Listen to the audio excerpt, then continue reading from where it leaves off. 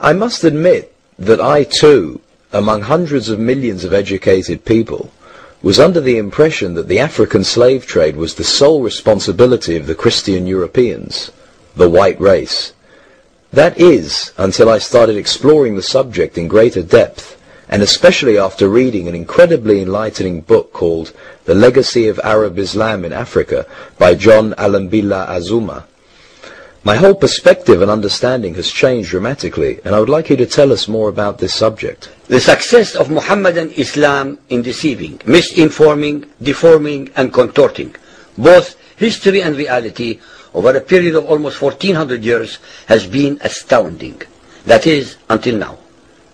The greatest tragedy about this particular subject is that most of the descendants of African slavery, the black people in the Americas, around the world, as well as among the African blacks, are totally ignorant of the actual facts. Before we lose the concentration of our listeners, I would like to make the following statement and then prove it. That the worst, most inhumane and most diabolical institution of the black African slave trade was initiated, refined, perpetrated and implemented by the Mohammedan Arabs and later aided and abetted by the black converts to Mohammedan Islam. I predict that, as usual, the two subcultures, those of denial of facts and of political correctness, will attack us without once disproving a single statement and or conclusion that we make.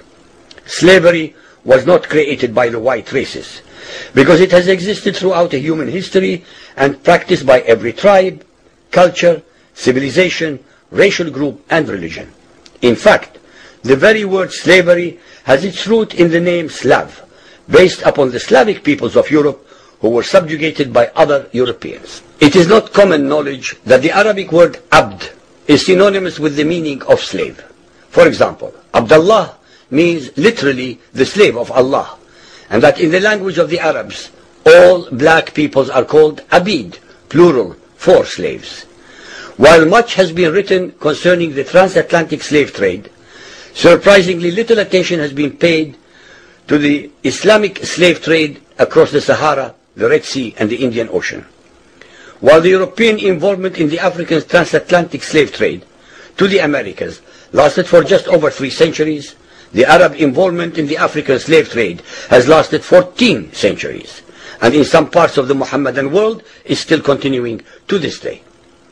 The birth of Mohammedan Islam and its conquests brought about the birth of institutionalized, systematized, and religiously sanctioned slave trade on a massive and global scale. In fact, the Quran allows the taking of slaves as booty or reward for wars of aggression against any and all unbelievers, most of the human population. This has led to an enormous number of so-called holy wars, jihad in Arabic. There was and is absolutely nothing holy about these wars, which are primarily to plunder, slaughter, rape, subjugate and rob other human beings of their wealth, produce, freedom and dignity. Mohammedan Muslim states and tribes attacked other non-Muslim groups to achieve these objectives. Although Islamic jurisprudence laid down regulations for the treatment of slaves, however, incredible and heinous abuses have occurred throughout the history of Mohammedan Islam. By the Middle Ages, the Arabic word abd was in general used to denote a black slave, while the word mamluk referred to a white slave. Ibn Khaldun, 1332 to 1406, the preeminent Islamic medieval historian and social thinker, wrote, "The Negro nations are, as a rule, submissive to slavery, because they have attributes that are quite similar to dumb animals." It should also be noted that black slaves were castrated based on the assumption that the blacks had an ungovernable sexual appetite. When the Fatimid Caliphate came to power in Egypt, they slaughtered all the tens of thousands of black military slaves and raised an entirely new slave army. Some of these slaves were conscripted into the army at age 10. From Persia to Egypt to Morocco, slave armies from 30,000 to up to 250,000 became commonplace. The Islamic slave trade took place across the Sahara Desert, from the coast of the Red Sea, and from East Africa across the Indian Ocean. The Trans-Sahara trade was conducted along 6 major slave routes. Just in the 19th century, for which we have more accurate records, 1.2 million slaves were brought across the Sahara into the Middle East, as well as a further 450,000 down the Red Sea and 442,000 from the East African coastal ports. That is a total of 2 million black slaves just in the 1800s. At least 8 million more were calculated to have died before reaching the Muslim slave markets. A comparison of the Islamic slave trade to the American slave trade reveals some extremely interesting contrasts. While 2 out of every 3 slaves shipped across the Atlantic were men, the proportions were reversed in the Islamic slave trade. 2 women for every man were enslaved by the Muslims. While the mortality rate of slaves being transported across the Atlantic was as high as 10%, the percentage of slaves dying in transit in the Trans-Sahara and East African slave market was a staggering 80 to 90%. While almost all the slaves shipped across the Atlantic were for agricultural work, most of the slaves destined for the Muslim Middle East were for sexual exploitation as concubines, in harems, and for military service. While many children were born to the slaves in the Americas, the millions of their descendants are citizens in Brazil and the United States today. Very few descendants of the slaves that ended up in the Middle East survived.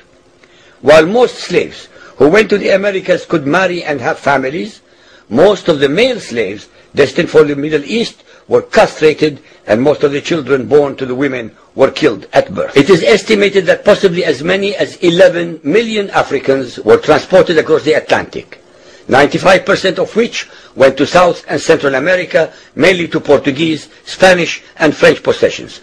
Only 5% of the slaves ended up in what we call the United States today. However, a minimum of 28 million Africans were enslaved in the Muslim Middle East.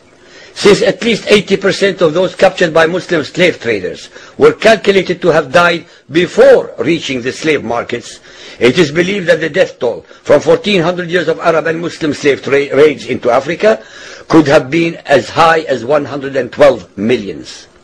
When added to the number of those sold in the slave markets, the total number of African victims of the Trans-Saharan and East African slave trade could be significantly higher than 140 million people. What is obscene about this whole subject is the Muhammadan, Muslim, and Arab culture of denial regarding their complicity in the African slave trade, as well as the ignorance of black Muslims about the reality of their past and present conditions. The statistics and reports above are based upon the logbooks kept at the African slave ports, ship logs, travelers' reports, eyewitness accounts, etc. Ladies and gentlemen, the facts and reality of Muhammadan Islam's complicity in the slave trade and their inhuman depravity are infinitely more devastating, more staggering, and more incomprehensible than all the nightmare fictions in the world.